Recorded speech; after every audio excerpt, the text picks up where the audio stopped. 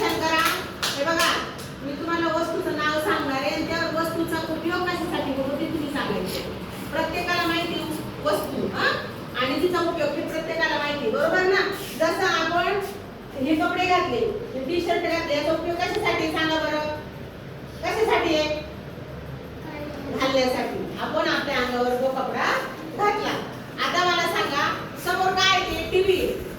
इकडे लक्ष द्या. टीव्हीचा उपयोग कशासाठी आहे?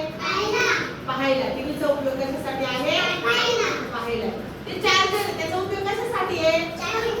फोन चार्जिंग करायला. ही बॅग आहे, ह्या बॅगेचा उपयोग कशासाठी आहे? दप्तर आणण्यासाठी. कशासाठी?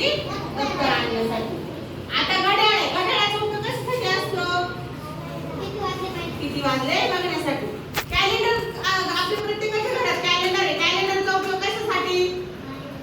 काय बघायचं पण त्यात? आज किती तारीख आहे, उद्या किती तारीख आहे ते बघायचं. कॅलेंडरचा उपयोग कशासाठी आहे? त्याच्यासाठी आहे. आता हा इथं वजन काटा आहे, याचा उपयोग कशासाठी सांगा? वजन घेण्यासाठी. तुमचं जर महिन्याला वजन घेते की नाही? घेते ना. ती तिथं उंचीची पट्टी, उंचीच्या पट्टीचा उपयोग कशासाठी आहे? उंची घेण्यासाठी, बरोबर. त्याच्या शेजारी कसलं चित्र आहे ते सांगा बरं. सिग्नलचा उपयोग कशासाठी आहे? गाड्यांसाठी.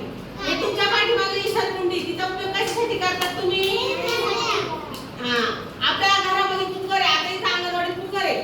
त्या कुकरचा कशासाठी उपयोग करतो आपण? भात शिजवण्यासाठी. कशासाठी करतो? पंचपात्रीचा उपयोग कशासाठी आहे? त्या हंड्याचा उपयोग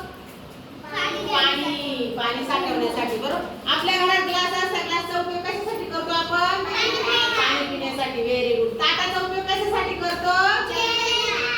मग आपल्या डोक्याचा उपयोग कशासाठी करायचा? कशासाठी? अभ्यास करण्यासाठी. हे डोळे, आपल्याला डोळ्यांचा उपयोग कशासाठी सांगा बरं. बघण्यासाठी. कशासाठी? आपल्या हात आहे, हाताचा उपयोग कशासाठी आहे? जेवण्यासाठी, अभ्यास करण्यासाठी. बरोबर ना. बरं, आपल्या पायांचा उपयोग कशासाठी आहे? चालण्यासाठी. आपल्याला पाय नसले तर चालता येईल का? अनफिटवर चालता येईल का? नाही, बरोबर ना. हात नसले तर आपल्याला कपडे घालता येतील का? जेवता येईल का? मग सांगा बरं आपल्याला हे दात आहे, दाताचा उपयोग कशासाठी आहे? दाताचा उपयोग खाण्यासाठी. कशासाठी? आता ही जीभ आहे आपली, ही जीभ नसली तर बोलता येईल का आपल्याला? नाही.